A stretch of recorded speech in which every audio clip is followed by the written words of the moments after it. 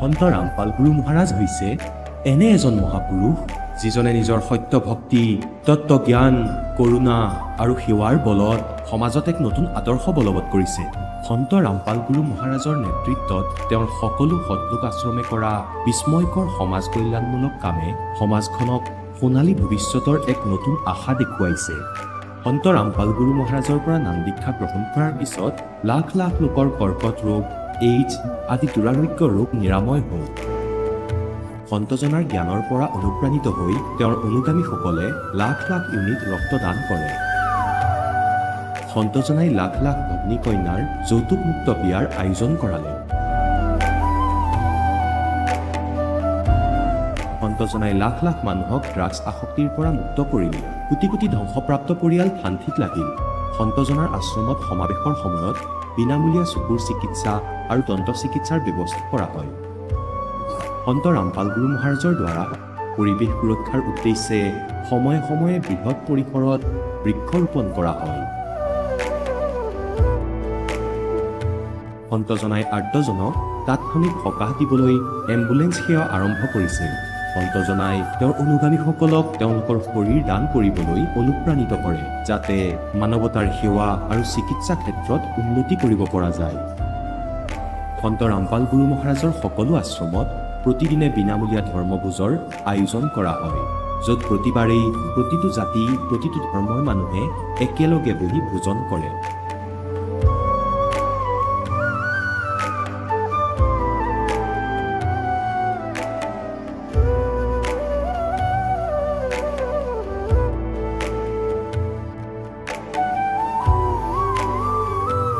সন্ত ৰামপাল গুৰু মহাৰাজৰ আশ্ৰমত সহস্ৰাধিক বৃদ্ধ বৃদ্ধাই শ্ৰদ্ধা আৰু মৰমেৰে জীৱন যাপন কৰাৰ সুযোগ পায়। তেওঁলোকৰ থকা খোৱাৰ আৰু স্বাস্থ্যৰ সম্পূৰ্ণ দায়িত্ব সন্ত ৰামপাল গুৰু মহাৰাজে বহন কৰে। অনাথ শিশুৰ বাবে সন্ত ৰামপাল গুৰু মহাৰাজৰ সকলো আশ্ৰম বিশেষ বৰদানতকৈ কম নহয়, য'ত তেওঁলোকক শিক্ষা, সংস্কাৰ আৰু ভৱিষ্যতৰ বাবে উন্নত সুবিধা প্ৰদান কৰা হয়। বানপানী, ভূঁইকঁপ বা মহামাৰী যিয়েই নহওক, সন্ত ৰামপাল গুৰু মহাৰাজ আৰু তেওঁৰ অনুগামীসকল সদায় আৰ্তজনৰ বাবে আগ্ৰনোৱা হৈ থাকে। কোভিড মহামাৰীৰ সময়ত সন্ত ৰামপাল গুৰু মহাৰাজৰ আশ্ৰমৰ পৰা কোটি কোটি লোকক খাদ্য, ঔষধ আৰু জীৱন ৰক্ষক সামগ্ৰী যোগান ধৰা হৈছিল। দুখীয়াক সকাহ কৰাই হওক বা যিকোনো শোষিত বা নিপীড়িত শ্ৰেণীৰ অধিকাৰ আৰু মৰ্যাদাৰ বাবে যুঁজ দিয়াই হওক, সন্ত ৰামপাল গুৰু মহাৰাজে সদায় তেওঁলোকৰ সকলো ন্যায্য দাবী চৰকাৰৰ ওচৰলৈ লৈ গৈছে আৰু তেওঁলোকক উপযুক্ত ন্যায় প্ৰদানৰ ক্ষেত্ৰত গুৰুত্বপূৰ্ণ ভূমিকা পালন কৰি আহিছে। সমাজত আধ্যাত্মিক আৰু সামাজিক মূল্যবোধৰ প্ৰতি সজাগতা অনাৰ প্ৰতিটো পদক্ষেপতে সন্ত ৰামপাল গুৰু মহাৰাজ মানৱতাৰ প্ৰকৃত সেৱক হিচাপে প্ৰমাণিত হৈছে। সন্ত ৰামপাল গুৰু মহাৰাজৰ জীৱনে আমাক শিকাইছে যে প্ৰকৃত সেৱা সেইটোহে যিটো নিস্বাৰ্থভাৱে কৰা হয়। আহক আমিও এই মহান সন্তজনৰ এই মহান সেৱাৰ কামত যোগ দিওঁ আৰু সন্ত ৰামপাল গুৰু মহাৰাজৰ পৰা নাম দীক্ষা লৈ আমাৰ জীৱন ধন্য কৰি তোলোঁ।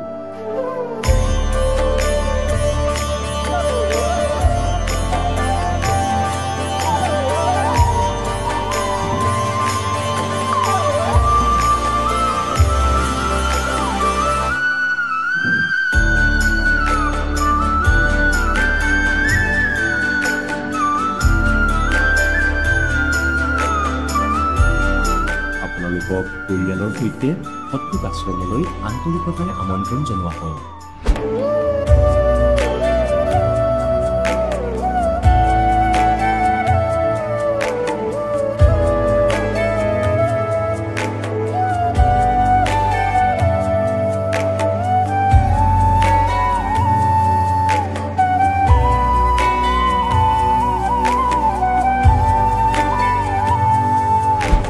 পূৰ্ণ পৰমাত্মাক পাবলৈ আৰু তেওঁৰ পৰা প্ৰকৃত লাভ প্ৰাপ্ত কৰিবলৈ পবিত্ৰ বাইবেলত প্ৰমাণ আছে যে প্ৰভুৱে মানুহক নিজৰেই স্বৰূপত সৃষ্টি কৰিলে, 6 দিনত সৃষ্টি ৰচনা কৰি 7ম দিনত বিশ্ৰাম লৈছিল।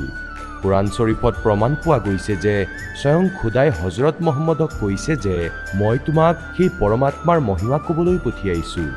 সেইজন পৰমাত্মা হৈছে কবীৰ, যিজনে 6 দিনত সৃষ্টি ৰচনা কৰি 7ম দিনত সিংহাসনত আৰোহণ কৰিলে।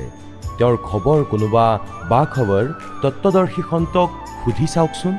অনুগ্ৰহ কৰি অৱশ্যেই শুনক জগতগুৰু তত্ত্বদৰ্শী সন্ত ৰামপাল গুৰু মহাৰাজৰ অমৃত বচন। নমস্কাৰ ছাৰ। নমস্কাৰ। ছাৰ কি নাম আপোনাৰ? নিতুল চন্দ্ৰ হালৈ। আপুনি ক'ৰ পৰা আহিছে ছাৰ? মই বশিষ্ঠ চাৰিআলি কামৰূপ জিলা গুৱাহাটীৰ পৰা আহিছোঁ। আপুনি বশিষ্ঠ চাৰিআলি কামৰূপ গুৱাহাটীৰ পৰা আহিছে। আপুনি সন্ত ৰামপাল গুৰু মহাৰাজৰ পৰা নাম দীক্ষা কেতিয়া লৈছিল? মই 14 মে 2021 চনত সন্ত ৰামপালজী মহাৰাজৰ পৰা দীক্ষা লৈছোঁ। আৰু সন্ত ৰামপাল গুৰু মহাৰাজৰ পৰা দীক্ষা লোৱাৰ আগতে আপুনি কেনেধৰণৰ ভক্তি সাধনা কৰিছিল? আমি সৰুৰে পৰা প্ৰায় ক্লাছ 7 মান বয়সৰ পৰাই আমি কৃষ্ণগুৰু সেৱাশ্ৰম বৰপেটা সেই সত্ৰৰ লগত জড়িত আছিলোঁ আৰু 21 চনলৈকে আমি জড়িতই আছিলোঁ। হঠাতে আমি সেই 21 চনৰ 14 মেৰ পৰা সেইজনা গুৰুক ত্যাগ কৰি আমি সন্ত ৰামপালজী মহাৰাজৰ পৰা দীক্ষা লৈছোঁ। আপুনি আগতে যিবিলাক সাধনা কৰি আছিলে সেই সাধনাবিলাক কেনেধৰণে কৰিছিল অলপ জনাবচোন। সেই দীক্ষাটো আছিলে এক নাম জপ, বহি পেলাই হঠযোগ কৰি পেলাই এক নাম জপ কৰিব লাগে। সন্ধিয়া মঙলবাৰে সদায় 1 ঘণ্টা, সন্ধিয়া 7টাৰ পৰা 8টালৈকে, দুপৰীয়া 12টাৰ পৰা 10 মিনিটলৈকে আছিলে। ৰাতিপুৱা প্ৰাৰ্থনা বা ভাগৱত পাঠ এনেকুৱা ধৰণৰ সাধনা আছিলে। আৰু মাজে সময়ে ভাগৱত পাঠ এইটো নিত্যনৈমিত্তিক আছিলে। প্ৰত্যেকৰে গৃহত সেইটো অনুষ্ঠান হৈছিলেই। ভকতসকল আহি পেলাই অনুষ্ঠান তেনেকৈ পৰিচালনা কৰিছিল আৰু তেনেকৈ সংঘত আহি পেলাই কিছু ভোজ ভাণ্ডাৰৰ ব্যৱস্থাও কৰা হৈছিল। আমি সেইটোতে বহুত সন্তুষ্টি লাভ কৰিছিলোঁ যে এনেকৈ কৰিলেই ভকত সেৱা হয়, পুণ্য হয়। আৰু গুৰুক দান কৰাটোতো সেইটো নিত্যনৈমিত্তিক। আগৰ গুৰুজনায়ো কৈছিলে যে দান ধৰ্মটোৱে হ'ল আচল ধৰ্ম আৰু যিসকল ভোকাটো তেওঁলোকক অন্নদান কৰাটো হ'ল শ্ৰেষ্ঠ ধৰ্ম। তেনেকৈ আমি গুৰুজনাৰ পৰা যথেষ্ট আধ্যাত্মিক দিশত আগবাঢ়িছিলোঁ। আমি নিজেও ভাগৱত পাঠ কৰিছিলোঁ, ভাগৱতৰ গোটেই কমপ্লিটেই পঢ়িছিলোঁ, কিন্তু আচলতে ভাগৱতত কি আছিলে সেই বস্তুখিনি এতিয়াহে উপলব্ধি কৰিব পাৰিছোঁ যে ভাগৱতখনত কিছু আখ্যানৰ দ্বাৰাহে বোলা ৰাম ৰাম, বোলা হৰি হৰি বা কৃষ্ণগুৰু সেৱাশ্ৰমৰ যিখন ভাগৱত আছিলে সেইখনত বোলা কৃষ্ণগুৰু এইটোহে লাষ্টত তাৰমানে আছিলে। আমি সেই ডিফাৰেঞ্চটো ধৰিব পৰা নাছিলোঁ যে কোনোবাখনত বোলা হৰি হৰি আৰু কোনোবাখনত কৈছে বোলা ৰাম ৰাম আৰু কৃষ্ণগুৰু ভাগৱতত বোলা কৃষ্ণগুৰু। তাৰমানে এই বস্তুখিনি আমি ঠিক কুৱেশ্যন মাৰ্ক আছিলে যে কৃষ্ণগুৰু শ্ৰেষ্ঠ নে বোলা ৰামৰ শ্ৰেষ্ঠ নে বোলা হৰি হৰি শ্ৰেষ্ঠ। এইবোৰ মনত বহুত দিনৰ পৰাই ঘুমটিয়াই ফুৰিছিল আৰু আমি এজন পৰমেশ্বৰৰ আমি হেৰিটো বিচাৰিছিলোঁ যে আচলতে হয়তো আমাৰ জন্মৰ পৰাই সেইটো আছিলে। আমি সৰুৰ পৰাই নিৰামিষ আহাৰ গ্ৰহণ কৰিছিলোঁ। ছাৰ, আপুনি জনালে যে আপুনি যি আগৰ সাধনা কৰি আছিলে তাত আপুনি পৰম্পৰাগতভাৱে চলি অহা পৰম্পৰাগতভাৱে যি সাধনা সেই সাধনা কৰি আহিছিলে আৰু ভাগৱত পাঠো আপুনি কৰিছিলে। ইমানবিলাক সাধনা কৰি থকাৰ পিছতো আপুনি সন্ত ৰামপাল গুৰু মহাৰাজৰ শৰণলৈ কিয় আহিব লগা হ'ল? আচলতে আমি ইমান সাধনা কৰাৰ পিছতো যিহেতু আমি ইতিমধ্যে কৈছোঁৱেই যে আমাক কিছু প্ৰশ্নই জুমুৰি দি ধৰিছিল যে ইমান সাধনা কৰাৰ পিছতো পৰিয়ালত অশান্তি কিয়, পৰিয়ালৰ বেমাৰ আজাৰ কিয়, বা ল'ৰা ছোৱালী আমি যি ধৰণে প্ৰতিপাল কৰিব বিচাৰিছিলোঁ, ছোৱালী বিয়া দিয়াৰ পিছতো যিখন ঘৰ সেই ভকতৰেই অনুগামী, সেইজন মহাপুৰুষৰ দ্বাৰাই অনুপ্ৰাণিত, কিন্তু তেওঁলোকৰ মাজতো ইমান খিকিন্দালি কিয়, যিটোত আমাৰ চকু পানীও বহাব লগা অৱস্থাৰ সৃষ্টি হৈছিল। কিন্তু বৰ্তমান আমি এতিয়া মানসিকভাৱে খুবেই সুস্থ। আৰু সন্ত ৰামপাল গুৰু মহাৰাজৰ পৰা বৰ্তমান যি আপুনি নাম দীক্ষা লৈ ভক্তি সাধনা কৰি আছে আৰু কেনে প্ৰকাৰে আপুনি লাভ পাইছে, কেনেধৰণৰ লাভ পাইছে সেই সন্দৰ্ভত জনাওকচোন। লাভ আমি বহুতেই পাইছোঁ। তেনেকুৱা ধৰণৰ মই প্ৰথম লাভ ক'ব গ'লে মোৰ জন্মদাত্ৰী মাতৃ 80 মান বয়স হৈছিলে, 80 বছৰমান বয়সৰ ভিৰত কোঙা হৈ পৰিছিল। আমি চিকিৎসাৰ কাৰণে আয়ুসুন্দ্ৰা হস্পিটেলত আনিছিলোঁ। ডক্টৰে কৈছে যে বয়সৰ বেমাৰ, ইয়াত এনেই অন্য কোনো বেমাৰ নাই, যিমান দিন থাকে আপোনালোকে খালি সেৱা শুশ্ৰূষা কৰি যাওক, যত্ন কৰি যাওক। সৰু সুৰা যিবিলাক আছে আমাৰ এই 2-4 দিন ট্ৰিটমেণ্ট কৰিলে বাকীখিনি ভাল হৈ যাব। কিন্তু কিমান দিন চলিব সেইটো আপোনালোকৰ সেৱাৰ ওপৰত নিৰ্ভৰ কৰিব। আমি সেইটোতে সন্তুষ্টি লাভ কৰিছিলোঁ। কিন্তু মা হস্পিটেলতে মানে বহুত মানে চিমটমবিলাক বেয়া দেখুৱাব ধৰিলে যে হয়তো হস্পিটেলতে তেওঁ শেষ নিশ্বাস ত্যাগ কৰিব। এনেকুৱা অৱস্থাত মাক মানে মই যিহেতু নাম দীক্ষা লৈছিলোঁ 14 মে 21ত, মা হয়তো নৱেম্বৰ আছিলে বোধহয় 21 চনৰ, তেতিয়া অসুস্থ আছিলে। মাক ক'লোঁ যে মই গুৰু মহাৰাজৰ পৰা যিহেতু দীক্ষা লৈছোঁ তুমিও ল'বা নেকি? মায়ে কৈছে এতিয়া এই বয়সত মই কেনেকৈ নাম ল'ব যাম? কৈছোঁ নহয়, অনলাইনে দিয়াৰ ব্যৱস্থা কৰা হ'ব পাৰে, মই এবাৰ কৈ চাম নেকি, যদি সহযোগ কৰা তেতিয়াহ'লে মই মানে ক'ব পাৰিম। মায়ে কৈছে হ'ব।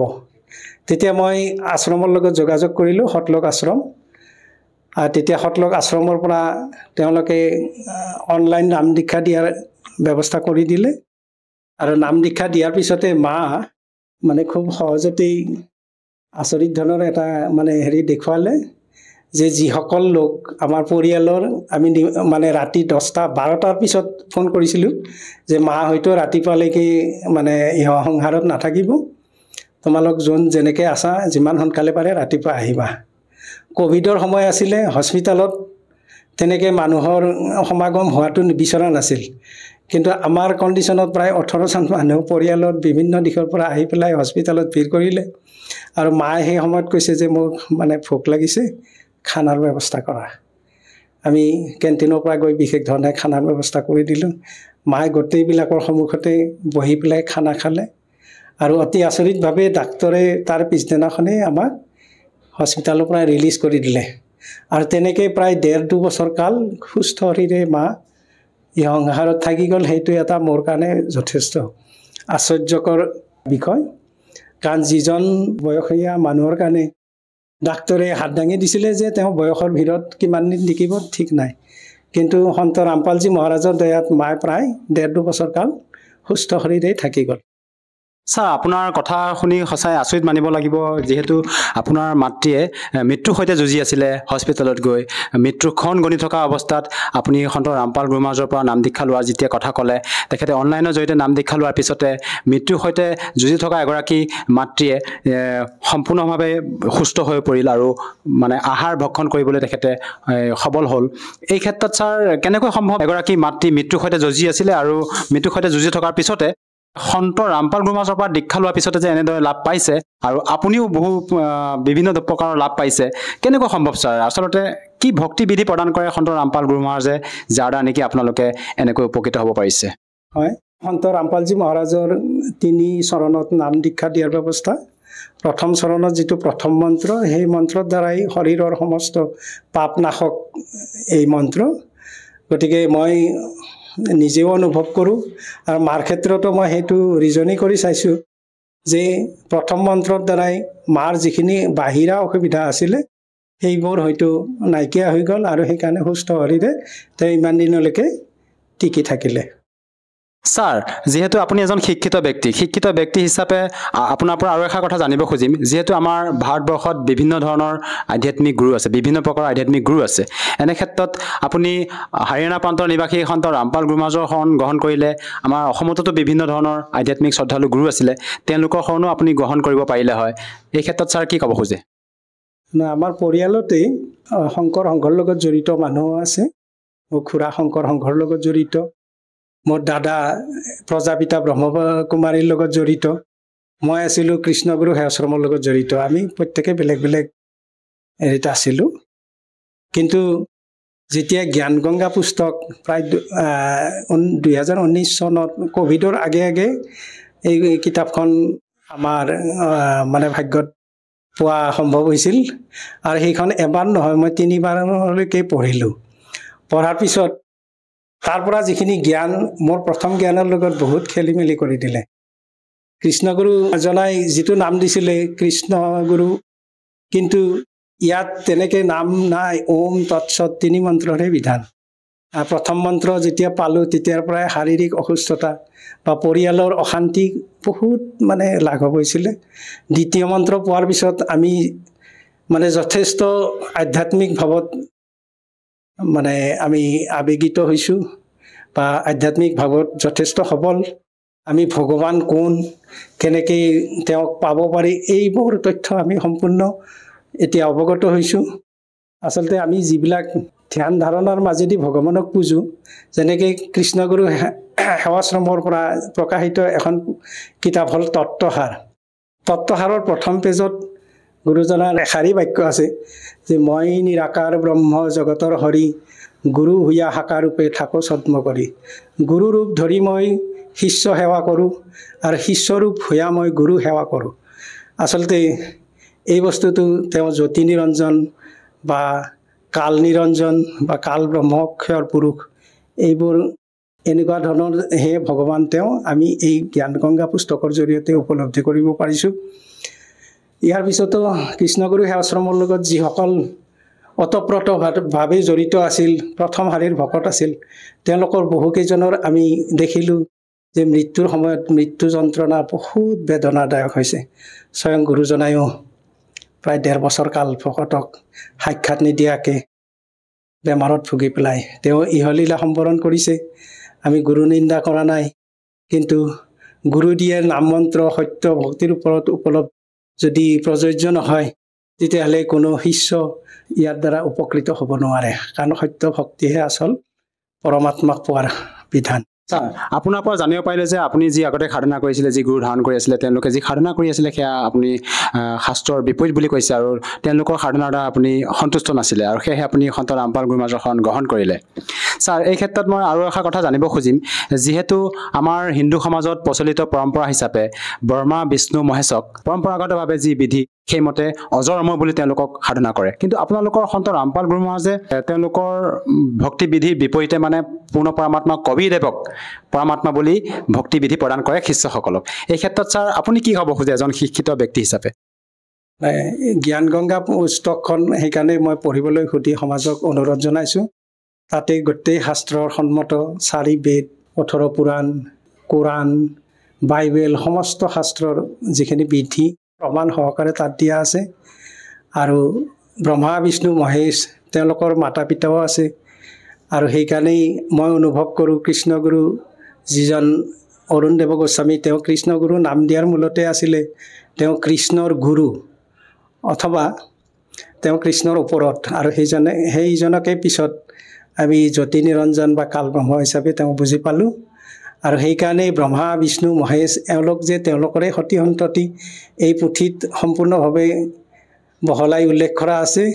আৰু ভক্তিবিধি গছৰ ডাল পাতত কৰিলে গছডালে কেতিয়াও নাপায়, গুৰিতহে মানে সেৱা ভক্তি বা তাৰ যত্ন ল'ব লাগিব, তেতিয়াহে গোটেই গছডালেই পৰিপুষ্টি লাভ কৰিব পাৰিব। আমাৰ জ্ঞানৰ দ্বাৰাই ইমানখিনিয়ে আমি উপলব্ধি কৰিছোঁ।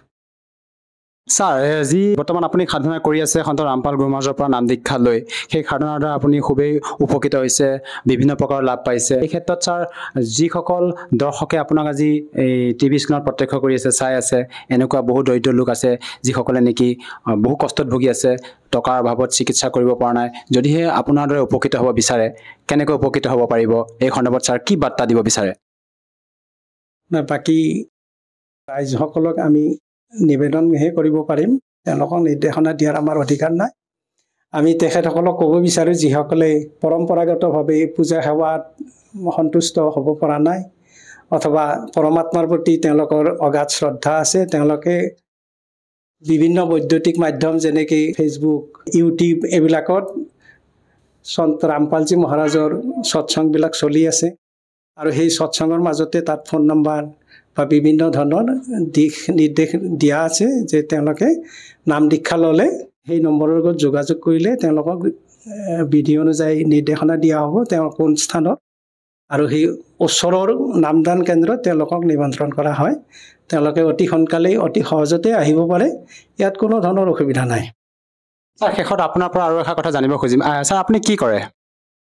মই আমাৰ অসমৰ একমাত্ৰ অনুষ্ঠান ৰাষ্ট্ৰীয় বিজ্ঞান কেন্দ্ৰ খানাপাৰা গুৱাহাটীত চাকৰি কৰোঁ চাকৰিও প্ৰায় 35 বছৰ কাল আমাৰ শেষ হ'ল আৰু খুব বেছি দিন নাই আৰু এই আমাৰ যিসকল মোৰ কলিগ তেওঁলোকেও আমাৰ দ্বাৰা কিছু কিছু অনুপ্ৰাণিত হৈছে কিন্তু তেওঁলোকে যিহেতু আমি শিক্ষিত বুলিয়ে নহয় বিজ্ঞানৰ লগত জড়িত আমি মানে অলপ বিভিন্ন ধৰণৰ তথ্য পাতিৰ দ্বাৰাই আমাৰ কিছু নলেজ আছে তেওঁলোকে সহজতে ভগৱানৰ বিশ্বাসৰ প্ৰতি আকৃষ্ট নহয় কিন্তু আমি তেওঁলোকক যথেষ্ট পৰিমাণে প্ৰমাণ সহকাৰে বুজাওঁ তেওঁলোকে হয় বুলি মানি লয় কিন্তু তেওঁলোকে আগবাঢ়ি অহাটো আমি এতিয়াও দেখা নাই কিন্তু আমাৰ সদায় আপ্ৰাণ চেষ্টা থাকিব সত্য যিটো সাধনা প্ৰত্যেকে কৰক কাৰণ জীৱনটো মনুষ্য জীৱন এবাৰেই পাব বাৰে বাৰে এই ভুল কৰি থাকিলে আমি যে আকৌ 84 লাখ জনিত যাব লাগিব তাৰ প্ৰমাণ জ্ঞান গংগা পুস্তকেই ক'ব গতিকে আমি বিশেষ নকওঁ সমাজক এইটোৱে প্ৰাৰ্থনা কৰিছোঁ যে আপোনালোকে আহক নিজৰ মংগল কামনা কৰক ছাৰ যদি কোনো লোকে সন্ত ৰামপাল গুৰু মহাৰাজৰ পৰা নাম দীক্ষা ল'ব খোজে সহজভাৱে কেনেকৈ ল'ব পাৰিব ছাৰ সন্ত ৰামপালজী মহাৰাজৰ পৰা নাম দীক্ষা লোৱা অতিয়ে সহজ বৰ্তমান মোবাইলৰ যুগ প্ৰত্যেকৰ হাতে হাতে মোবাইল ইণ্টাৰনেট উপলব্ধ গতিকে আপুনি মোবাইলত গৈ পেলাই সন্ত ৰামপালজী মহাৰাজৰ নাম চাৰ্চ কৰক তাত বিভিন্ন ধৰণৰ প্ৰবচন সৎসং আহি থাকে আৰু তাত গৈ পেলাই আপুনি বিভিন্ন ধৰণৰ নাম্বাৰ পাব আৰু সেই নাম্বাৰত যোগাযোগ কৰিলে ওচৰৰ নামদান কেন্দ্ৰত আপোনাক যোগাযোগ কৰাই দিব আৰু তাত গৈ পেলাই আপুনি নাম দীক্ষা লোৱাটো খুবেই সহজ ধন্যবাদ ছাৰ ধন্যবাদ এতিয়া জগতগুৰু তত্ত্বদৰ্শী সন্ত ৰামপাল গুৰু মহাৰাজৰ সৎসংগৰ মাধ্যমেৰে সেই অদ্বিতীয় আধ্যাত্মিক জ্ঞানৰ বিষয়ে জানি লওঁ যাৰ মাধ্যমেৰে আপোনালোকেও প্ৰাপ্ত কৰিব পাৰিব এনেকুৱা আধ্যাত্মিক মানসিক আৰু ভৌতিক সুখ যি এতিয়ালৈকে কেৱল আপোনালোকে মীৰাবাই ধ্ৰুৱ প্ৰহ্লাদ আদি কেইজনমান ভক্তৰ জীৱন কথাতহে শুনিছে এতিয়া শুনক তত্ত্বদৰ্শী সন্তৰ সৈতে শাস্ত্ৰ অনুকূল ভক্তি সৎসংগ এনেকুৱা অদ্বিতীয় আধ্যাত্মিক জ্ঞান যাৰ প্ৰমাণ আছে সকলো ধৰ্মৰ সকলো পবিত্ৰ শাস্ত্ৰত আমি তেওঁক এটা শৰীৰৰূপী বস্ত্ৰহে পিন্ধাইছোঁ আৰু সেয়াও পৰমাত্মাই দিয়া মেটেৰিয়েলৰ পৰা আৰু আকৌ আমি নিজৰ মানি তেওঁৰ বাবে হাহাকাৰ কৰি আছোঁ চাওঁ যিকোনো বস্তু আছে যিকোনো যেনে সন্তানৰ মৃত্যু হ'ল মনততো পৰিবই তাৰ স্মৃতিবোৰে কষ্ট দিব কিন্তু এয়া অৱশ্যে মনত ৰাখিব যে তেওঁ তোমালোকৰ নাছিল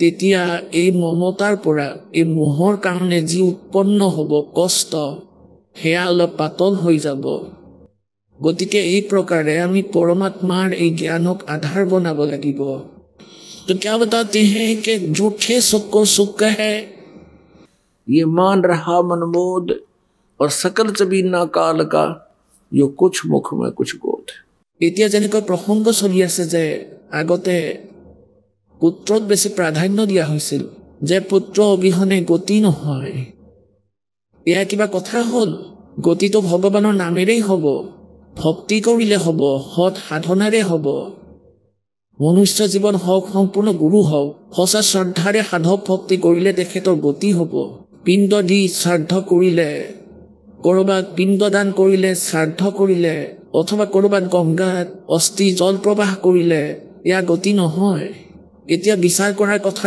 এয়া আমাক ভ্ৰমিত কৰি ঘূৰাই আছে যেনেকৈ শ্ৰীকৃষ্ণদেৱৰ যেতিয়া মৃত্যু হৈছিল ইয়াৰ আগতে শ্ৰীকৃষ্ণৰ আগতে তেওঁৰ গোটেই পৰিয়াল গোটেই পুত্ৰ পুত্ৰী সকলো নষ্ট হৈ গৈছিল মৰি গৈছিল শ্ৰীকৃষ্ণৰ গতি তেনেহ'লে কোনে কৰিলে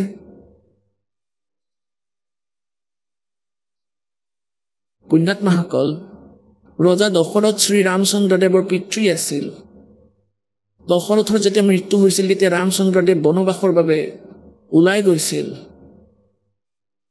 আৰু বিশেষকৈ এইটো কয় যে জ্যেষ্ঠ পুত্ৰৰ দ্বাৰাই গতি হয় সেই জ্যেষ্ঠ পুত্ৰ জংঘল হ'ল কওক তেওঁৰ গতি কেনেকৈ হ'ল আকৌ মূৰ্খ বনালে যে ৰামচন্দ্ৰদেৱে আৰু সীতাই তাতে শ্ৰাদ্ধ কৰিলে দশৰথ ৰজাৰ আৰু তাতে আকৌ কোৱা হয় তেওঁৰ সকলো পূৰ্বপুৰুষক তাতে দেখা পাইছিলে শ্ৰাদ্ধত খাবলৈ আহিছিলে শ্ৰাদ্ধত কাক দেখা যায় ভূত এতিয়া ভূতে শ্ৰাদ্ধ খাব পাৰে যেনেকৈ তোমালোকে কৈ আছা ভূত দেখিছা তেনেহ'লে এই ভূত বনালে কোনে তোমালোকৰ এই ভুল সাধনাৰে সকলোকে ভূত বনাই দিছে, সেই প্ৰেত বনাই দিছে, ঘূৰি ফুৰিছে, যিসকলে আহাৰ পৰ্যন্ত নাপায়। যদি কয় যে তেওঁলোক স্বৰ্গত গুচি গ'ল, তেনেহ'লে স্বৰ্গত যোৱা ব্যক্তিসকলে ইয়াত ৰুটি খাবলৈ আহিব জানো? কি যে আচৰিত মূৰ্খ বনাইছে। স্বৰ্গতটো গোটেই সুবিধা ইয়াতকৈ বহুত ভাল, গতিকে তেওঁলোক ক'তো যোৱা নাই। ভুল সাধনা কৰাৰ ফলত সেই প্ৰেত আত্মাৰ ৰূপত ঘূৰি ফুৰিছে। আৰু প্ৰেত বনোৱাৰ এইটোৱে কাৰণ যে লোক বেদৰ দ্বাৰা আমি তেওঁলোকৰ সাধনা কৰিছোঁ আৰু আমিও ভূত হৈ গৈছোঁ। শ্ৰীমদ ভাগৱত গীতাৰ অধ্যায় নম্বৰ 9 শ্লোক নম্বৰ 25 কৈছে যে যিসকলে দেৱতাৰ পূজা কৰে দেৱতাক প্ৰাপ্ত কৰে, যিসকলে ভূতৰ পূজা কৰে তেওঁলোকে ভূতক প্ৰাপ্ত কৰে,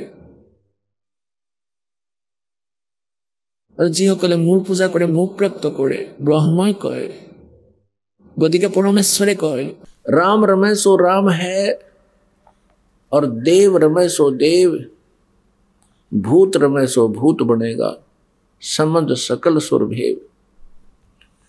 कबीर साहब जी कहते हैं भूत पूज का भूत बनोगे और ये तेरा जीव प्रलय हो जाएगी। গতিকে ইয়াত পৰমাত্মাই আমাক মনত পেলাই দিব বিচাৰিছে যে পুত্ৰৰে গতি নহয়, পুত্ৰ হওক বা পুত্ৰী, পৰমাত্মাৰ গীত, পৰমাত্মাৰ দেহ আৰু পৰমাত্মাৰ সন্তান। আমাৰ যি দায়িত্ব সেয়া পূৰা কৰা, আৰু আপোনালোকেও ভক্তি কৰক আৰু ল'ৰা আৰু ছোৱালীকো সাধনাত ভক্তিত লগাওক। গতিকে এই প্ৰকাৰে আমি এই কালৰ যি ৰীতি নীতি আছে ইয়াতকৈ ওপৰলৈ উঠিব লাগিব, তেতিয়া আমি পৰমাত্মাক পাব পাৰিম। কি কয় ভগৱানে? बेटा जाया खुशी हुई बहुत बजाए थाल, ये तो आना जाना लगा हुआ है जो कीड़ी का नाल। পুত্ৰ জন্মিল, পুত্ৰ সন্তান জন্ম দিলে, বৰ আনন্দিত হ'ল। ৰজাসকলে পুত্ৰ সন্তান জন্ম হোৱাৰ লগে লগে বেণ্ড বাজনা বজাব ধৰে, বহুত ধুনীয়াকৈ চেহনাই বাজে, গোটেই চহৰতে অভিনন্দন ভগায়, মিঠাই ভগায়। আৰু দুখীয়া মানুহৰ, দুখীয়া জনতাৰ যেতিয়া পুত্ৰ হয় কোনো ভগতৰ ব্যক্তিৰ, তেন্তে ধনীসকলৰ দৰে তেওঁলোকে কৰে, নকলটো তেওঁলোকেও কৰে, আনন্দ উদযাপন কৰে। তেওঁলোকৰ আনন্দ, তেওঁলোকৰ ইমান আয়োজন নাই, ইমান সামৰ্থ্য নাই যে বেণ্ড বাজনা বজাব। তেওঁলোকে কাঁহী বজাইছিলে, কাঁহী বজাই যাৰ পুত্ৰ সন্তান হয় আনন্দ কৰে। আৰু ওচৰ পাজৰৰ সকলোৱেতো জানিছিলে যে তেখেতসকলৰ পুত্ৰ বোৱাৰীৰ সন্তান হ'ব লগা আছিলে। যাৰ ঘৰৰ পৰা কাঁহীৰ শব্দ আহিছিলে বুজি পাইছিল যে তেওঁলোকৰ পুত্ৰ প্ৰাপ্তি হৈছে। परमात्मा कहते हैं बेटा जाया खुशी हुई और खूब बजाए थाल, ये तो आना जाना लगा हुआ है जो कीड़ी का नाल। আৰু তেওঁলোকে এটা বৰ ডাঙৰ অনুষ্ঠান পাতিলে, য'ত লাখ লাখ টকা খৰচ কৰিলে, বহুত মানুহ মাতিলে, আৰু সেই সন্তানটোৱে আকৌ পাছৰ জন্মদিনটোকে পালন কৰিব নোৱাৰিলে, আগতেই মৃত্যু হৈ গ'ল। এতিয়া পুণ্যাত্মাসকল, পৰমাত্মাই কয় झूठे सुख को सुख है ये मान रहा मनमोज, ये सकल जबी नाकाल का यह कालों आहार, और कुछ मुख में कुछ बोध। 1 লাখ তেওঁ প্ৰতিদিনে খাই যায়, হিচাপ কৰি চাব প্ৰতিদিন কিমান মানুহ মৰে, আৰু 1,25,000 তেওঁ নিত্য উৎপন্ন কৰে। এনেকুৱা বিধান আছে, 25% এক্সট্ৰা জন্ম দিয়ে তেওঁ। तो यहाँ परमात्मा कहते हैं बेटा जाया खुशी हुई खूब जाए थाल, आना जाना लगा हुआ है जो कीड़ी का नाड़ है। একেটা ৰাস্তাৰে গৈ আছে, একেটা ৰাস্তাৰে আহি আছে। জন্ম লওঁতাসকলৰ তলৰ ফালে স্পীড হয়, আৰু মৃত্যুৰ পাছত ওপৰৰ ফালে যোৱাসকলৰ স্পীড হয় সেই ৰাস্তাৰেই। এনেকুৱা স্থিতিয়ে জীৱৰ যেনেকুৱা পৰুৱাৰ শাৰী, হয়তো আপোনালোকে দেখিছে পৰুৱাৰ শাৰী বুলি কয়। এই পৰুৱাবোৰ এনেকৈ লাখ লাখ এইফালে গৈ আছে, লাখ লাখ সেইফালে গৈ আছে, 1 মিনিটো সময় নাই। গতিকে পৰমাত্মাই কয় आना जाना लगा हुआ है जो कीड़ी का नाल है।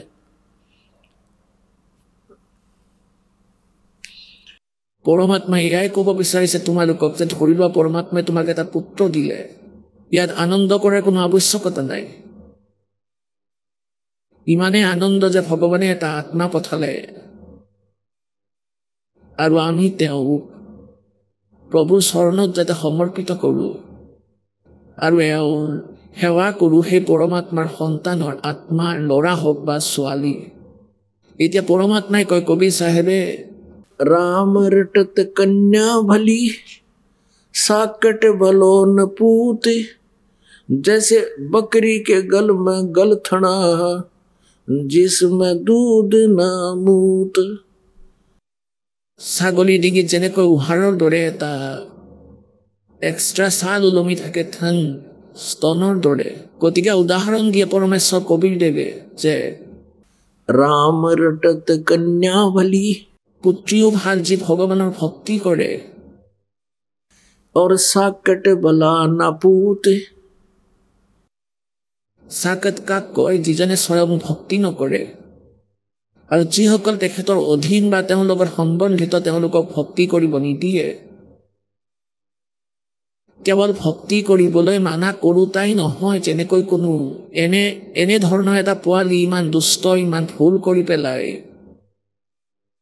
কোনোৱে মদ্যপান, কোনোজনে চুৰি কৰে, কোনোজনে আকৌ বেলেগ কিবা কৰে, কাম নকৰে। গতিকে তেওঁলোকে এওঁৰ ভক্তি বাধক আৰু যি পুত্ৰই নাম নলয় তেওঁৰ ওপৰত আকৌ কৰ্মৰ দণ্ড আৰু আপদ আহিব। এতিয়া ল'ৰাৰ ওপৰত বিপদ আহিব, কোনো দুখ হ'ব, পিতৃ মাতৃয়ে চাব নোৱাৰিব তেওঁৰ দুখ, তেওঁৰ দুখতেই দুখী হয়। আৰু পৰমাত্মাই কয় राम रटत कन्या भली সেই পুত্ৰীয়ে ভাল যি ভগৱানৰ ভক্তি কৰে, কাৰণ পুত্ৰীৰ ওপৰত কোনো কৰ্মৰ দণ্ড যদি আহে, আৰম্ভতে যদি কোনো কষ্ট হয়, ইয়াক ভগৱানৰ ভক্তিয়ে নিষ্ক্ৰিয় কৰি দিব। সেই ছোৱালীজনীৰ ওপৰত আপত্তি নাহে। আৰু যদি ছোৱালীজনীয়ে দুখ নাপায় তেনেহ'লে মাক দেউতাকো সুখী হ'ব আৰু ভক্তিও আৰামত কৰিব পাৰিব। আৰু যদি ছোৱালীজনীয়ে নিত্য ভক্তি নকৰিলেহেঁতেন তেন্তে তাইৰ ওপৰত সদায় কোনো নহয় কোনো কমপ্লেইন আহিলে হয়। স্বামীয়ে মদ্যপান কৰিলে হয়, ছোৱালীক মাৰিলে হয়, অথবা বেলেগ কোনো আপত্তি আহিল হয়, ল'ৰা মৰিলে বা ছোৱালী মৰিলে অথবা আন কোনো সমস্যা আহিলে হয়। গতিকে পিতৃ মাতৃৰ ভক্তি বাধক হ'লহেঁতেন ছোৱালীজনীও। গতিকে ইয়াত পৰমাত্মাই কয় राम रटत कन्या भली কাৰণ তাই দুখৰ কাৰণ নহয়। और साकट भला न पूत। পুত্ৰ সেই চাকত কয় এনেকুৱা পুত্ৰৰ প্ৰয়োজন নাই যিয়ে ভক্তি নকৰে। আৰু সেই পুত্ৰ যিজনে ভক্তি নকৰে তেওঁ কেনেকুৱা আপোনালোকৰ বাবে जैसे छेरी के गल में गलथना जिसमें दूध न मूत। অৰ্থাৎ কোনো কামৰেই নহয়। গতিকে কোৱাৰ অৰ্থ এয়া পুণ্যাত্মাসকল যে সেই ছাগলীৰ ডিঙিত থনৰ দৰে আকাৰৰ যে এটা ছাল ওলমি থাকে, সেয়া ইয়াৰ ডিঙিৰ ব্যৰ্থ ওজন হয়, সেয়া ইউজলেছ আৰু দুখো আছে ইয়াৰ কাৰণ সি এটা ওজন লৈ ঘূৰি ফুৰিছে। গতিকে এনেকৈ সেই পুত্ৰ যিয়ে সাধনা নকৰে তেওঁ পিতৃ মাতৃৰ মূৰত এনেকুৱা বুজা বুলি ধৰি লওক, যিয়ে ভক্তি নকৰে। পুত্ৰই ভক্তি নকৰে আৰু ছোৱালীয়ে যদি ভক্তি কৰে তেন্তে সেয়া ভাল হয়, আমাৰ বাবে সুখদায়ক হয়, কাৰণ পাছলৈ অহা প্ৰাৰব্ধৰ কৰ্মত পৰমাত্মাই ইণ্টাৰফিয়াৰ হয়তো কৰিব আৰু তেওঁক সুখী কৰিব। কবিৰ পৰমাত্মাই কয়, এটা উদাহৰণ দিয়ে पात झड़नता ये कहे सुन भई तरवर राय अब के बिछड़े नहीं मिले ना जाने कहाँ गिरेंगे जाए।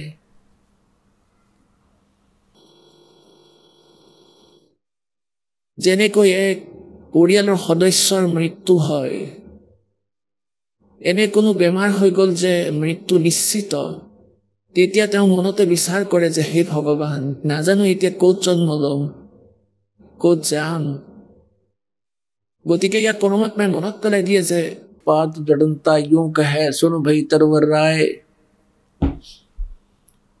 अब के बिछड़े नहीं मिले ना जाने कहाँ गुरंग जाए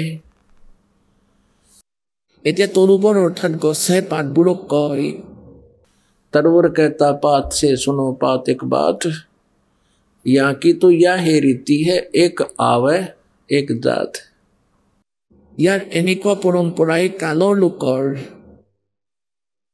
ইয়াৰ এনেকুৱা ৰীতি হয় আৰু ব্যৱস্থাও এনেকুৱাই হয় ইয়াৰ অটল ব্যৱস্থা হয় ইয়াৰ যে যাৰ জন্ম হৈ গৈছে মৃত্যু অৱশ্যেই হ'ব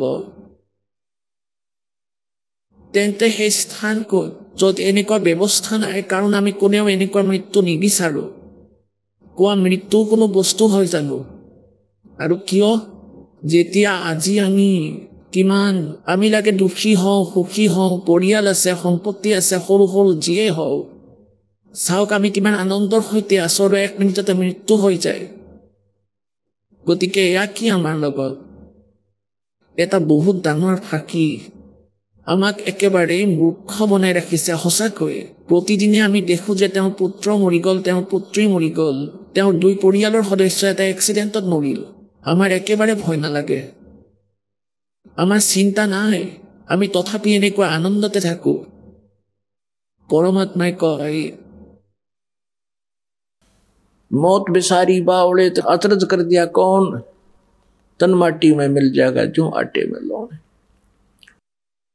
এবাৰ যুধিষ্ঠিৰক যক্ষই প্ৰশ্ন কৰিছিলে যে এই বিশ্বত সকলোতকৈ ডাঙৰ আশ্চৰ্যকৰ কি হয় যুধিষ্ঠিৰে উত্তৰ দিছিলে যে সকলোতকৈ ডাঙৰ আশ্চৰ্য এয়া হয় যে আমি প্ৰতিদিনে বেলেগৰ মৃত্যু দেখোঁ কিন্তু নিজৰ মৰণৰ চিন্তা একেবাৰেই নাই গতিকে ইয়াত পৰমাত্মা কবীৰদেৱে কৈছে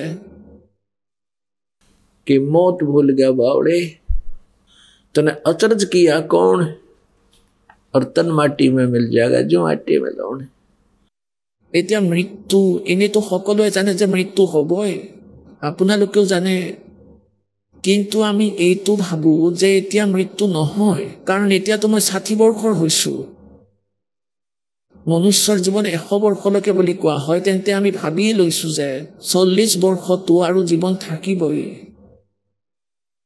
এতিয়া কোনো এজন 20 বৰ্ষৰ এওঁনো কৰিবলগীয়া কি আছে বহুত দীঘল আয়ুস আছে আৰু কিনো দীঘল আছে এতিয়াও 1 মিনিটতে মৃত্যু হৈ যায় কি দীঘল এয়া न जाने काल की कर डारे किस विध ढल जा पासावे और जिनाते सरते मौत खुड़क दी उनानु केड़ा हासावे এসময়ত আদৰণীয় নানক চাহেবদেৱৰ ওচৰত যেনেকৈ ভকতসকল আহে সন্তৰ দৰ্শনাৰ্থে কিছুমানতো অনুগামী হয় কিছুমান বেলেগ আহি যায় শ্ৰদ্ধালু তেওঁলোকে সোধে যে হে প্ৰভু আপোনাক কেতিয়াও আমি অৰ্থাৎ আনন্দিত দেখা নাই চেহেৰাত বেলেগ বিশেষ আনন্দৰ চিন নাই আপুনি যেন দুখত থাকে কি কাৰণ তেতিয়া তেওঁ ক'লে নানক চাহেবদেৱে ক'লে যে न जाने काल के कर डारे और किस विध ढल जा पासावे जिनाते सरते मौत खुड़क दी उनानु केड़ा हासावे এতিয়া পুণ্যাত্মাসকল সন্তসকলে গম পাই গৈছিল যে ইয়াক কিহৰ বাবে আনন্দ উদযাপন কৰা হৈছে কিহৰ বাবে বেং বাজনা বাজি আছে বিবাহ যেতিয়া হয় পৃথিৱী আকাশ একাকাৰ কৰি দিয়ে মূৰ্খতাৰ কাৰণে এই প্ৰাণীয়ে আৰু আজিকালিতো এটা নতুন ৰোগৰ আৰম্ভণি হৈছে নিজে বুজোৱাৰ আৰু এক নতুন ভাওনা কৰিবলৈ লৈছে সকলোৱে নাচে বাহিৰত ল'ৰা ছোৱালী দেউতা মাক আৰু ঘৰৰ আনসকলেও সকলো মূৰ্খ হৈ গৈছে জ্ঞান অবিহনে লাজ চৰম একো নোহোৱা হৈছে আৰু কিহৰ বাবে নাচি আছা পুত্ৰৰ বিবাহ হৈ আছে এটা সময়ততো এনেতো বহু ঘটনাই ঘটে কিন্তু কিছুমান ঘটনা একেবাৰে মন চুই যায় এখন খবৰ কাগজত লিখিছিলে যে ৰোহতকৰ এজন ল'ৰাৰ বিবাহ আছিল প্ৰথম দিনৰ চিত্ৰ লৈ ৰাখিছিলে নিজে বজায় গান বাজানা বজায় একেবাৰে নাচি আছিল, ডান্স কৰি আছিল, আনন্দ কৰিছিল। পিছদিনাখন বৰযাত্ৰী গৈছিল ৰাতিপুৱাই কানুৰৰ ওচৰত, ৰোহতকৰ পৰা 20 কিলোমিটাৰ দূৰত, 15-20 কিলোমিটাৰ দূৰত এটা চুবুৰীৰ দৰে আছিল কানুৰত। ইয়াত এটা এক্সিডেণ্ট হৈ গ'ল, দৰাও মৰি গ'ল, 4-5 জন আৰু মৰিলে। একে ঘৰৰে একে পৰিয়ালৰ 3 সদস্য, 2-3জন সদস্য মৰি গ'ল।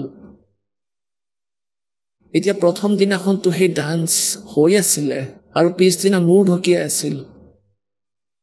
এতিয়া কৰি লোৱা ডান্স। গতিকে সন্তৰ কথাৰ ওপৰত বিচাৰ কৰিব লাগে যদি ভক্তি কৰিব বিচাৰা। পৰমাত্মাৰ আদেশ আছে আৰু মহাপুৰুষসকলেও এই জ্ঞান দিলে যে ইয়াত কোনো এনে বস্তু নাই যাক লৈ আপোনালোকে আনন্দ কৰিব পাৰে। परमात्मा कहते तुम तो एक पुत्र और उसके ब्याह में फूले नहीं समाते, 1 लाख पूत 1.25 लाख नाती, उस रावण के आज दीवान बाती। कैसा काल की करड़ाई आई। 1 লাখ পুত্ৰ আছিলে, 1.25 লাখ এজনতকৈ আনজন শক্তিশালী আৰু সমৰ্থ আত্মীয় স্বজন আছিলে। আপোনালোকৰ আমাৰ যদি কোনো এজন ৰিলেটিভ MP বা MLA হৈ যায় তেন্তে আমিতো মাটিত ভৰিয়ে নথওঁ আৰু নাজানো তেতিয়া ক'ত কি ভুল কৰি পেলাওঁ। পৰমাত্মাই সেই মনত পেলাই দিয়ে 1 लाख पूत 1.25 लाख नाती, उस रावण के आज दीवान बाती। কোৱা হয় आवत संग ना कोई जात संगाती। ৰাৱণৰ 1 লাখ পুত্ৰ আছিলে আৰু সকলোৱে মৃত্যুপ্ৰাপ্ত কৰিলে ৰাম ৰাৱণৰ যুদ্ধত, আৰু তেওঁৰ কোনো চাকি জ্বলোৱাৰ বাবেও শেষ নাথাকিল আৰু অহংকাৰ চম্ভালিব পৰা নাছিল। মোৰ 1 লাখ পুত্ৰ আছে, কাৰোবাৰ যদি এটা ল'ৰা হৈ যায় বহুত আনন্দিত হৈ যায়। আৰু এতিয়া 20-30 বৰ্ষ আগতে, 40 বৰ্ষ আগতে যিমানেই পুত্ৰ আছিলে সিমানেই কম আছিল, আৰু যিমানেই বেছি পুত্ৰ থাকে সিমানেই বেছি আনন্দ অহংকাৰ চম্ভালিব নোৱাৰিছিলে মানুহে। ব্যক্তিৰ এনেকুৱা স্থিতি আছিল। এতিয়া পৰমাত্মাই কয় 1 लाख पूत 1.25 लाख नाती। তেওঁৰ আজি কোনো চাকি জ্বলাবলৈ একো নাই। এই কালৰ লোকত কি বস্তুক তুমি নিজৰ বুলি মানি লৈ ভগৱানক পাহৰিছা আৰু ইয়াত একেবাৰে বহি গৈছা। এই স্থান তোমাৰ নহয়, এই ঠিকনা তোমাৰ নহয়। ইয়াততো মনুষ্য জীৱন এইকাৰণে পাইছে যাতে আপোনালোকে পৰমাত্মাৰ শৰণ কৰে, ভক্তি কৰে। পৰমেশ্বৰ কবিৰদেৱে এনেকৈ ক'বলৈ আহিছিল নিজৰ সন্তানক যে তোমালোক মোৰ সন্তান, তোমালোক সৎ লোকত আছিল আৰু তাতে তোমালোকৰ জন্ম মৃত্যু নহৈছিল আৰু তাত কোনো কষ্টই নাছিল, কোনো বস্তুৰ অভাৱ নাছিল, আহুকাল হোৱা নাছিল, বানপানী নাহিছিল, ভূমিকম্প নহৈছিল। তাতে চিৰসেউজ গছ বৃক্ষ, চিৰসেউজ সকলো বস্তু। তুমি সেইবোৰ এৰি সেই সুখক ইয়াত বিচাৰিছা। ইয়াত যি বিচাৰিছা ইয়াত সুখ নাই। তাতে সকলোৰে অমৰ শৰীৰ আছে, আপোনালোকৰ পৰিয়াল, আপোনালোকৰ তাতে গোটেই মহল মহল খালী হৈ আছে। বৰ ধুনীয়া মহল হয় সেয়া, য'ৰ পৰা আপোনালোকে নিজৰ ফুলত এৰি থৈ আহিছে। এই কালে বিভ্ৰান্ত কৰিছিল, বহুত ধুনীয়া বাগিচা বনাম, বাগ বনাম, এয়া কৰিম। আমি যি তাৰ পৰা পুণ্য লৈ আহিছিলোঁ সেয়াও আহি ইয়াত খৰচ কৰি পেলাইছোঁ, লুটি লৈছে আমাক। এতিয়া আপোনালোকক ভক্তি কৰোৱা ইমানেই ধনী বনাই, যিমানখিনি আপোনালোকে তাৰ পৰা ধন লৈ আহিছিল সিমানেই ধনী বনাই, আৰু ইয়াৰো ঋণ শেষ কৰি সৎলোকলৈ লৈ যোৱা হ'ব। পৰমাত্মাই কয় कह कबीर अंत की बारी। সেই সময়ত, অন্ত সময়ত যেতিয়া মৃত্যু হ'ব, हाथ झाड़ जैसे चला जुआरी।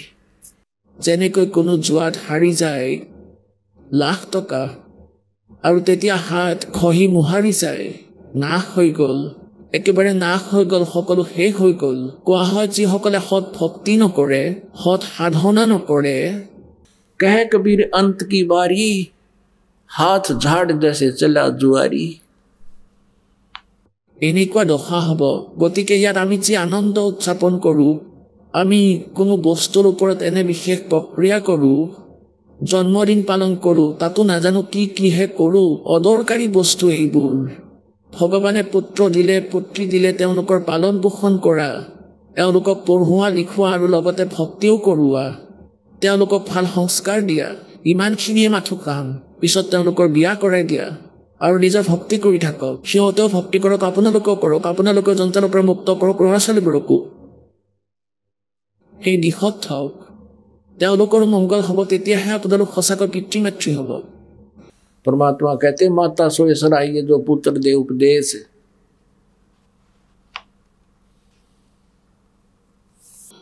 আৰু কৈছে যে नहीं तो सभी व्यभिचारिणी यूं कहते हैं शेख সেই কোৱা হয় পৰমাত্মাই কয় মাকেও সেইটো কৰিব লাগে যে নিজৰ পুত্ৰ পুত্ৰীক সন্তানক জ্ঞান দিব লাগে বোপাই ভক্তি কৰা বুলি এইটো কিছুদিনৰ জীৱন তোমাৰ জীৱন সফল হ'ব ইয়াতেও সুখী থাকিবা সৎ লোকলৈ গুচি যাবা আৰু নহ'লেতো কোৱা হয় যে এই মা ভাল নহয়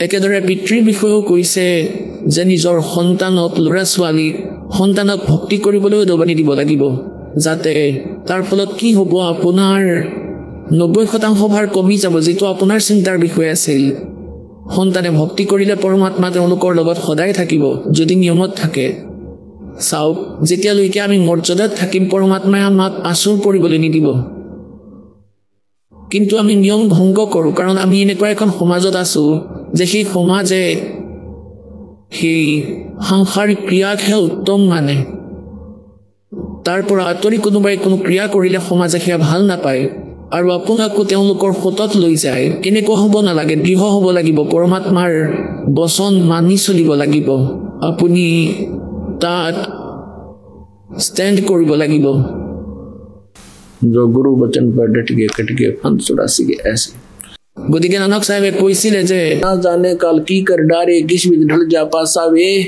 और जिनाते सरते मौत हुड़क दीवानों के डा हासावे আকৌ নানক চাহেবক সুধিলে যে হে প্ৰভু আপুনি কি সদায় এনেকৈয়ে থাকে নানক সিং চাহেবে ক'লে যে ভাই ক'বই নোৱাৰো ইয়াত কেতিয়া বিজুলী পৰিব কি কথাত আনন্দিত হ'ম তেতিয়া আকৌ সুধিলে যে হে মহাত্মা আপুনি কি কেতিয়াও সুখী নহয় তেওঁ ক'লে যে ভাই সুখী হওঁ কেতিয়া হওঁ সুখী साध मिले साड़ी सादी होंदी विछड़ जा दिलगिरी वे अखदे नानक सुनो जहाना मुश्किल हाल फकीरी वे साध मिले साड़ी सादी होंदी নানক চাহেবে কৈছে যে যেতিয়া মোৰ সন্তান সাধ মানে ভগত সাধক साध सोए जो सीधा चले বেয়া কৰ্ম এৰি দিয়ে অকথ্য নকয় সেইজনী সাধু তেওঁই সন্ত তেওঁই ভগত साध मिले साड़ी सादी होंदी কৈছে যেতিয়া মোৰ এই সন্তান মোৰ অনুগামী মোৰ ওচৰলৈ আহে সৎসংগ শুনিবলৈ তেতিয়া মোৰ আনন্দৰ সীমা নোহোৱা হৈ যায় কিয় কাৰণ মই গম পাই যাওঁ যে এই সন্তান মোৰ অনুগামী মোৰ শিষ্যসকল তেওঁলোক কালৰ জালত আবদ্ধ হোৱা নাই তেওঁলোকক কোনেও ভ্ৰমিত কৰিব পৰা নাই साध मिले साड़ी सादी होंदी और विछड़ जा दिलगिरी वे যেতিয়া এওঁলোক ইয়াৰ পৰা সমাজলৈ যায় সংসাৰলৈ যায় তেতিয়া মই দুখী হওঁ মন বেয়া লাগে যে ক'ৰবাত কেনেবাকৈ এই সন্তানসকলৰ উই নালাগে পোক নালাগে মোৰ এই ফচলত কালৰ দূতে যেন এওঁলোকক ভ্ৰমিত কৰি নিদিয়ে আৰু এওঁলোক যেতিয়া পুনৰ ঘূৰি আহে এজ ইট ইজ পিছৰ সৎসংগলৈ তেতিয়া মোৰ আনন্দৰ ঠিকনা নাথাকে যে এই সন্তানবোৰক কালৰ দূতে বেয়া কৰিব নোৱাৰিলে পুণ্যাত্মাসকল এই অৱস্থাই হয় এজন সন্তৰ আপোনালোক সকলো পৰমাত্মাৰ গছ পুলি এয়া পৰমাত্মাৰ বাগিচা তেওঁ এই বাগিচাৰ মালি আৰু এই দাস এই সন্ত তেওঁৰ চাকৰ হয় সেই মালিৰ আৰু সেই চাকৰৰ চাকৰি সুৰক্ষিত তেতিয়া থাকে যেতিয়া তেওঁ সেই গছপুলিবোৰ ভালদৰে ৰাখে সেইবোৰৰ চোৱা চিতা কৰে সেইবোৰত গজা ঘাঁহ বন কাটি থাকে আৰু তাৰ বাবে বেৰা দিয়ে পানী সিঁচি থাকে আৰু সেই বাগিচাখন ধুনীয়া হৈ থাকিলে মালি প্ৰসন্ন হয় যে চাকৰজন ভাল গতিকে আপোনালোক সেই পৰমাত্মাৰ বাগিচাৰ পুলি জোপোহা গছ আৰু এই দাস সন্ত যি হয় তেওঁৰ চাকৰ গতিকে নানক চাহেবজীয়ে কৈছে সাধ বলে সাড়ে সাদি হোঁগি विछड़ जा दिलगिरी वे अख दे नानक सुनो जहाना मुश्किल हाल फकीरी भी যে তোমালোক আকৌ উভতি আহিলে মোৰ আনন্দৰ ঠিকনা নাথাকে যেতিয়া তোমালোক পুনৰ সংসাৰৰ মাজলৈ যোৱা কাৰণ তাত কাৰোৰে ভক্তিৰ জ্ঞান নাই আৰু যাতে তোমালোকক কোনেও ভ্ৰমিত কৰি নিদিয়ে সেইবাবে মই আকৌ দুখী হৈ থাকো কাৰণ পুণ্যাত্মাসকল ডাক্তৰজনে জানে যে কোন ৰোগীৰ ৰোগ কিমান ভয়ংকৰ আৰু সেই ৰোগীক কোৱা হয় 10 দিনৰ টেবলেট দিয়া হৈছে সেয়া খাব আৰু আকৌ চেকআপ কৰিবলৈ আহিব এতিয়া যদি তেওঁ নাহে ডাক্তৰজনে গম পাই যায় যে হয়তো তেওঁ কোনো নকলি বৈদ্যৰ লগত গ'লগৈ গতিকে তেওঁ ইয়ালৈ নাহিল আৰু এতিয়া তেওঁ মৰিব অথবা তেওঁ টেবলেট নাখালে সম্পূৰ্ণ ঔষধ নাখালে সেইবাবে নাহিলে গতিকে তেওঁৰ মৃত্যু হ'ব গতিকে পুণ্যাত্মাসকল আপোনালোকক ইয়াত যি ঔষধ দিয়া হয় ঔষধ মানে জন্ম মৃত্যুৰ ৰোগ কাটিবলৈ এক চিকিৎসা কৰা হয় সত্য মন্ত্ৰ কৈ দিয়া হয় এয়া সাধনা আপোনালোকে কৰে আপোনালোকক কৰিবলৈ কৈ দিয়া হয় আৰু আপোনালোকে নিত্য নিয়ম কৰে ভক্তি কৰে ডেইলি মন্ত্ৰ কৰে অৰ্থাৎ আপুনি ঔষধ খাই আছে আৰু আপোনালোকে নাম লৈ মন্ত্ৰ লৈ গ'ল আৰু মন্ত্ৰ জপ নকৰিলে সাধনা নকৰিলে মৰ্যাদা পালন নকৰিলে নিয়ম নামানিলে তেতিয়া আকৌ আপুনি ইয়ালৈ নাহিব কাৰণ আপোনাক ভগৱানে সহায় কৰিব নোৱাৰে আৰু আপুনি সুখী হ'বও নোৱাৰে যি উদ্দেশ্য লৈ আহিছিল মৰ্যাদা পালন নকৰিলে সেয়াও নহ'ব গতিকে আপোনালোক যিসকল প্ৰাণী ইয়ালৈ নাহে এইদাহে গম পাই যে তেওঁলোক কালৰ জালত পৰিল অথবা কোনোবাই তেওঁলোকক মিছগাইড কৰিছে বা তেওঁ টেবলেট নাখালে অৰ্থাৎ ভক্তি নকৰিলে সেইকাৰণে তেওঁ যি বাঞ্ছিত বস্তুৰ ইচ্ছা কৰি আছিল সেয়া মালিকে নিদিলে परमात्मा कोई निजर महिमा निजे ही कोई से कि सतगुरु के दरबार में कमी काहे की ना अंसा मौज नहीं पावता तेरी चूक चाकरी में ये कबीर परमेश्वर विधानत ये कबीर परमेश्वर डिक्शनरी इम्पॉसिबल वर्ड नहीं एजन हे समर्थ परमात्मा एजन हे समर्थ परमात्मा जार शब्दकोशत असम्भव शब्द নাই আহক আমি এতিয়া সেই শ্ৰদ্ধালুসকলৰ অনুভৱবোৰ জানো যিসকলে জগতগুৰু তত্ত্বদৰ্শী সন্ত ৰামপাল গুৰু মহাৰাজৰ পৰা দীক্ষা প্ৰাপ্ত কৰিছে তথা তেওঁ কোৱা ভক্তি মাৰ্গ এওঁলোকে অৱলম্বন কৰি আছে নমস্কাৰ নমস্কাৰ ছাৰ কি নাম আপোনাৰ নেমা বাঘেল নিমা আপুনি ক'ৰ পৰা আহিছে মই বিকাশনগৰ কুছমুণ্ডা জিলা কোৰবা ছত্তীশগড়ৰ পৰা আহিছো নিমা আপুনি সন্ত ৰামপালদেৱ মহাৰাজৰ পৰা নাম দীক্ষা কেতিয়া ল'লে 5 জানুৱাৰী 2020 সন্ত ৰামপালদেৱ মহাৰাজৰ পৰা নাম দীক্ষা লোৱাৰ আগতে আপুনি কিবা ভক্তি সাধনা কৰিছিল নে সন্ত ৰামপালদেৱ মহাৰাজৰ পৰা দীক্ষা লোৱাৰ আগত মই কবিৰপন্থী আগৰ পৰাই আছিলো আৰু 2004 ত মই কবিৰপন্থী গুৰুৰ পৰা নাম উপদেশ ললো আৰু লগতে 2005 ত ৰাধাস্বামী পন্থৰ কথা গম পালো আমি ব্যাখলৈ গলো তাতে উপদেশ নাপালে মোৰ মা দেউতাই তাৰ পিছত আমি 2008 ত শ্ৰী শ্ৰী ৰবি শংকৰৰ সৈতে জড়িত হলো আৰ্ট অফ লিভিংৰ সৈতে দেউতা জড়িত হল তেওঁৰ সৎসংগ শুনিবলৈ ধৰিলো আৰু তেওঁৰে ভক্তি কৰিব ধৰিলো তাৰ পাছত 2012 ত আমি কুমাৰ স্বামীৰ বিষয়ে গম পালো আৰু আমি কুৰুক্ষেত্ৰ হাৰিয়ানালৈ গলো তাতে আমি 20 মন্ত্ৰ প্ৰাপ্ত কৰিলো তাৰ পিছত সেই সাধনা আমি 2 বছৰলৈ কৰিলো সেই সাধনা কৰি থাকোতে আমাৰ ভূত প্ৰেতৰ বাধা বেছি হৈছিল তেতিয়া সেই সাধনা এৰি দিলো তাৰ পাছত ছত্তীশগড়ত জিলা জাহাংগীৰত সত্যজিৎ নামৰ সংস্থা আছিল তেওঁলোক যাদুৰ বাবে প্ৰসিদ্ধ আছিল তেওঁলোকৰ লগত আমি জড়িত হলো তাৰ পিছতো আমাৰ ভূত প্ৰেতৰ বাধা মানে এই সমস্যাবোৰ ভাল নহল তেন্তে কি কাৰণে আপুনি সন্ত ৰামপালদেৱ মহাৰাজৰ শৰণলৈ আহিলে ছাৰ আমি সৰুৰ পৰাই ভক্তিভাৱ মানে আমাৰ দেউতা জড়িত আছিলে আমি সকলোৱে মানে গুৰু এজন বিচাৰি ফুৰিছিলো গুৰু বিচৰাত আমাৰ কোনো অসুবিধা নাছিল আমি এই গুৰুৰ সন্ধান কৰি আমি যি ভূত প্ৰেতৰ সমস্যাৰ সন্মুখীন হৈছিলো এইবোৰৰ বাবেই আহিছিল এই সমস্যাবোৰ মানে আমাক যিজনে জ্ঞান শুদ্ধকৈ দিব মানে যাৰ জ্ঞান আমাৰ শুদ্ধ যেন লাগিব যাৰ দ্বাৰা আমি মুক্তি পাওঁ কিন্তু তেনেকুৱা আমি কতো সন্তুষ্টি পোৱা নাই সেইবাবে আমি সকলো সাধনা এৰি দিছিলো আৰু সন্ত ৰামপালদেৱ মহাৰাজৰ বিষয়ে আমি গম পালো 2019 ত মোৰ দেউতাই তেওঁৰ কথা গম পালে তেওঁৰ এজন বন্ধুৱে তেওঁক জ্ঞান গংগা নামৰ কিতাপখন দিছিলে তাৰ পিছত তেওঁ সেই কিতাপখন পঢ়িলে আৰু চেনেলৰ সন্ত ৰামপাল তেওঁ সেইবোৰ চালে আৰু তেওঁ 2019 ৰ নৱেম্বৰত তেওঁ নাম দীক্ষা ল'লে সন্ত ৰামপালদেৱ মহাৰাজৰ পৰা মই সেইখন কিতাপে মানে মোৰ ভূত প্ৰেতৰ সমস্যা বেছি আছিল বাবে মই বহুত চিন্তাত আছিলো তাৰ বাবে তেওঁ মোক সেই কিতাপ জ্ঞান গংগা কিতাপখন তেওঁ মোক দিলে আৰু 5 জানুৱাৰী 2020 ত মানে মই আৰু মোৰ হাজবেণ্ডে সন্ত ৰামপালদেৱ মহাৰাজৰ পৰা নাম দীক্ষা ললো সন্ত ৰামপালদেৱ মহাৰাজৰ পৰা নাম দীক্ষা লোৱাৰ পিছত আপোনাৰ কিবা লাভপ্ৰাপ্ত হ'লনে? হয়, বহুত লাভ পালোঁ ছাৰ। ছাৰ, মই যে 4-5 বছৰৰ পৰা ভূত প্ৰেতৰ বাধাৰ সমস্যাত আছিলোঁ, মই মানে বহুত সমস্যাত আছিলোঁ। মই শুব পৰা নাছিলোঁ, মানে মোৰ মনৰ ভিতৰত ইমান ভয় সোমাই গৈছিলে, মই দিনতো শুব পৰা নাছিলোঁ। মই চকু বন্ধ কৰিলেই মোৰ শৰীৰটো একেবাৰে ভাৰী হৈ গৈছিলে। ইয়াৰ বাবে মই ইমান বেছি মোৰ টেনশ্যন হৈ গৈছিলে, মোৰ মগজু একেবাৰে কাম কৰা বন্ধ কৰি দিছিলে যেন মই ছুইচাইড কৰি ল'ম, এনেকুৱা ধৰণৰ চিন্তা আহি গৈছিলে সেই সময়ত। মোৰ মানে প্ৰথমটো সন্তান আছিল পেটত, মানে মই প্ৰেগনেণ্ট আছিলোঁ, কিন্তু মোৰ মগজুত চলি আছিল যে নিজেও মৰি যাওঁ আৰু বাচ্ছাটোকো মাৰি দিওঁ, ইমান সমস্যা। আৰু সেইবাবেই মোৰ ঘৰত মানে মোৰ হাজবেণ্ডৰ লগত হাই কাজিয়া মোৰ হৈ থাকিছিল।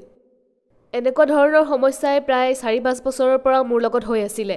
গতিকে যেতিয়া এই সন্ত ৰামপালদেৱ মহাৰাজৰ বিষয়ে যেতিয়া গম পালোঁ, দেউতাই মোক জ্ঞান গংগা কিতাপখন দিছিলে আৰু তেওঁৰ দ্বাৰাই মানে মই 5 জানুৱাৰী 2020ত সন্ত ৰামপালদেৱ মহাৰাজৰ পৰা উপদেশ লৈছিলোঁ আৰু মোৰ ভূত প্ৰেতৰ বাধা একেবাৰে ঠিক হৈ গৈছিলে আৰু মোৰ পাইলছৰ সমস্যা আছিল, সেয়াও ঠিক হৈ গ'ল।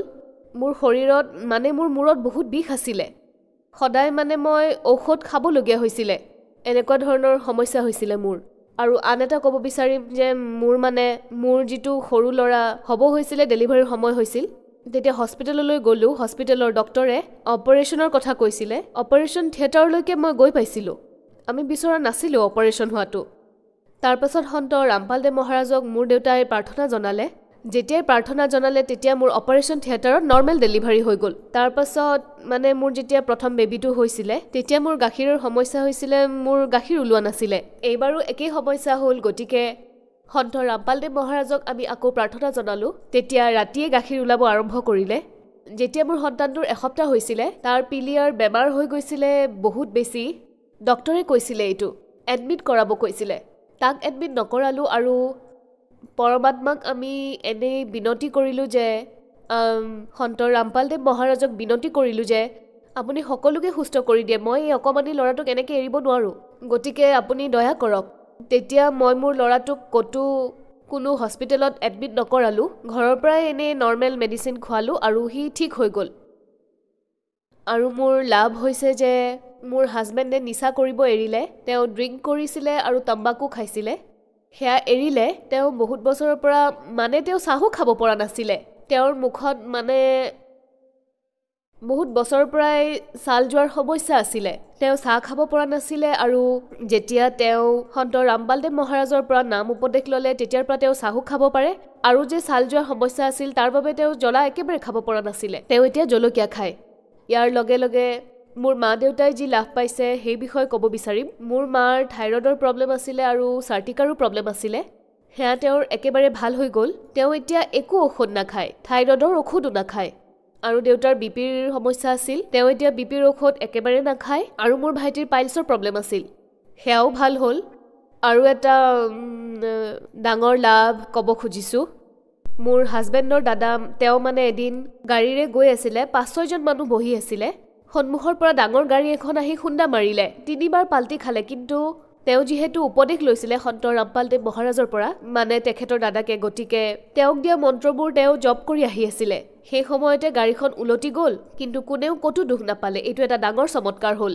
আৰু সেই সময়তে মোৰ সৰু দেৱৰো বহি আছিল, সি এই চমৎকাৰ দেখি যে ইমান ডাঙৰ এক্সিডেণ্ট হোৱাৰ পিছতো আমি কোনেও দুখ নাপালোঁ, সেয়া দেখি তেওঁ আৰু তেওঁৰ পত্নীয়ে দুয়োটাই নাম উপদেশ ল'লে সন্ত ৰামপালদেৱ মহাৰাজৰ পৰা।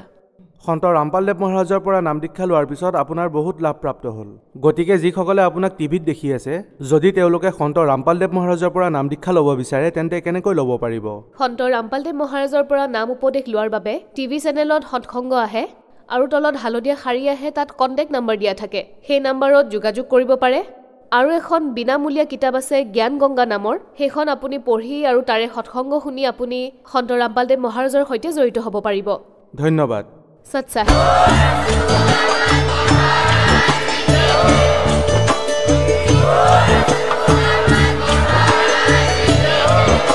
আপুনি শুনি আছিলে জগতগুৰু তত্ত্বদৰ্শী সন্ত ৰামপাল গুৰু মহাৰাজৰ মংগল প্ৰবচন। অধিক জানিবৰ বাবে ভিজিট কৰক www.jagatgururampalji.org। সন্ত ৰামপাল গুৰু মহাৰাজৰ শুভ আশীৰ্বাদত সমগ্ৰ বিশ্বতে 500তকৈ অধিক নাম দীক্ষা কেন্দ্ৰ আছে, য'ত সন্ত ৰামপাল গুৰু মহাৰাজৰ দ্বাৰা বিনামূলীয়াকৈ নাম দীক্ষা দি থকা হৈছে। আপোনাৰ ওচৰৰ নাম দীক্ষা কেন্দ্ৰৰ ঠিকনা জানিবলৈ সম্পৰ্ক কৰক 7082208528।